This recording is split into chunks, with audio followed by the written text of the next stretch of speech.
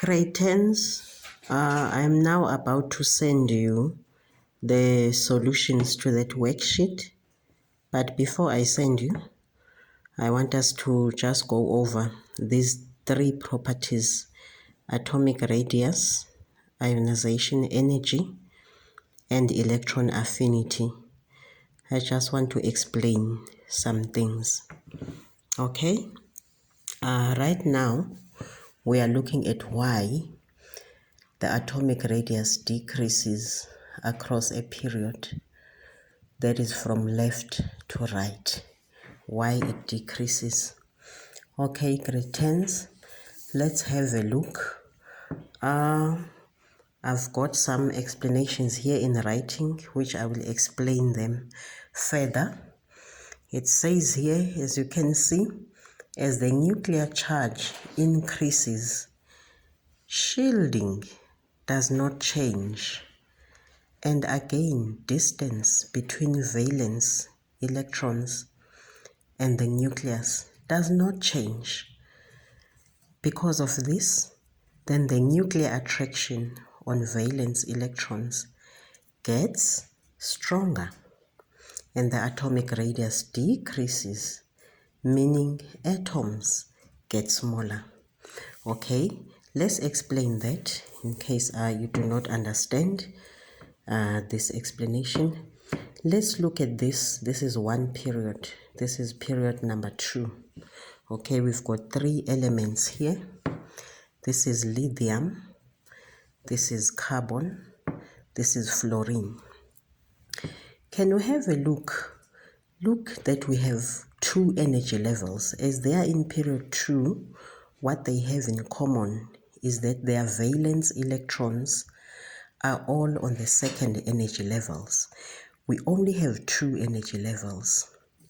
And can you see, okay, we have 1 energy level before the valence electrons. Remember, valence electrons are sitting on the outermost energy level. And then the inner electrons, they do not change. Can you see that they do not change in all the 3 elements? We only have 2 inner electrons.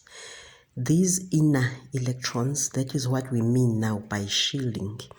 The inner electrons, remember, these electrons, because it's negative charge to negative charge, what do? They repel each other. So the inner electrons repel valence electrons. As they are doing this, this is like creating a barrier between the nucleus and the valence electrons. As the nucleus is trying to pull the valence electrons inward, what happens? The inner electrons, they shield. But now, do you see that as the nuclear charge is increasing from left to right, remember, the more positive the nucleus becomes, the stronger the pulling effect of the nucleus on valence electrons, the stronger the pulling effect.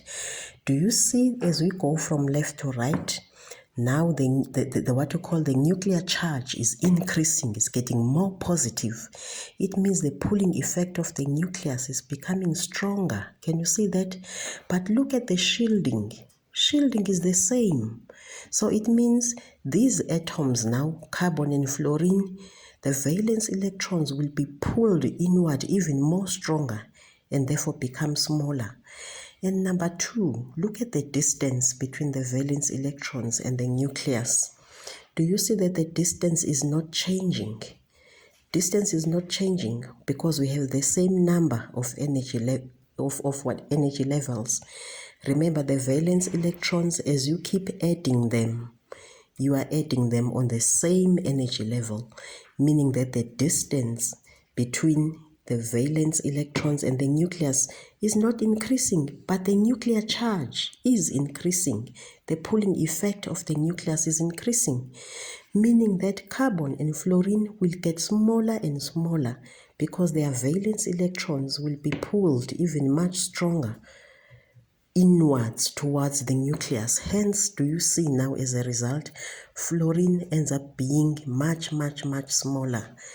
Look at carbon. It's also becoming now much smaller. That's because of this explanation that I wrote here. And again, atomic radius also speaks to the ionization energy and the electron affinity. Now, with ionization energy, what we are doing here, we remove one electron at a time.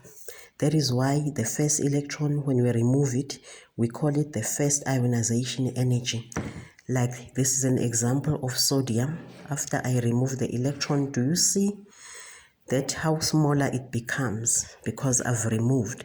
Remember, when the whole energy level is empty, all electrons are removed, what you call the atom becomes much smaller because the whole energy level is also lost. And now we have an ion. This 1 plus tells us that we just lost one electron. But do you see that the nuclear charge is not changing?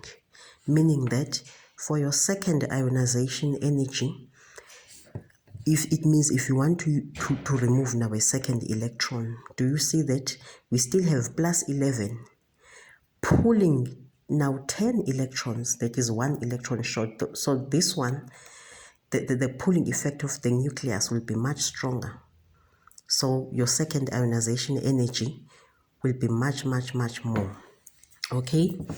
Why, in fact, is the ionization energy increasing also across the period? It has to do with the same reasons of the what you call atomic radius. That's because the shielding does not change as you go from left to right, and again the distance does not change, meaning then the nuclear attraction on the valence electrons will be much stronger. That means now if you want to remove an electron, then you need much higher energy to remove it because the nucleus is pulling on the valence electrons much stronger. So that is why even the electron affinity, why is it so high for a smaller, what you call atom? Let's look at this electron here, because electron affinity, that's the energy released to accept an electron. Let's say this is an electron to be accepted. Do you see the distance between the electron and the atoms is the same? But now, do you see that this electron will be accepted much quicker, much readily by fluorine? Because fluorine is small. This electron is sitting right close to the nucleus of fluorine. But chlorine is big. Do you see? Electron affinity decreases down the group because now chlorine is now bigger. Do you see this electron is sitting further away from the nucleus, meaning the electron affinity of chlorine will be much less than that of fluorine or of fluorine. Okay, let me stop for now.